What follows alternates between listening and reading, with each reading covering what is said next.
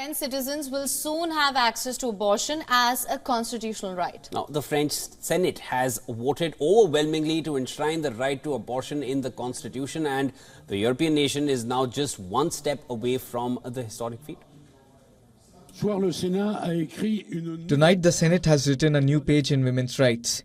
This vote is historic. We will be the first country in the world to enshrine in the Constitution the freedom for women to have control over their own bodies. This vote reiterates to those who don't know it yet that women in our country are free. This vote reiterates how attached we all are to this freedom. Before the constitutional amendment becomes official, it must receive approval by 3/5 of lawmakers in a special meeting called a Congress.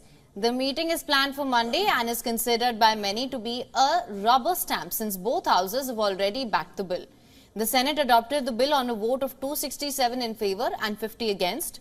The vote came after the lower house, that's the National Assembly, overwhelmingly approved the proposal back in January. Remember, abortion, it's been legal in France since the 1970s, but pressure had grown to further cement it in law. The move was sparked months ago from across the ocean. It came in response to a rollback in abortion rights in the United States when the US Supreme Court decided to overturn Roe versus Wade in 2022. Within weeks, many proposed bills were presented to solidify the right in France so that it cannot be repealed by a future government seeking to curtail abortion. Instead of a right, abortion will now be a guaranteed freedom in France, overseen by Parliament's laws. In the upper house debate that witnessed little pushback, it was apparent that senators were cognizant that they were making history with the vote and sending a signal to the world.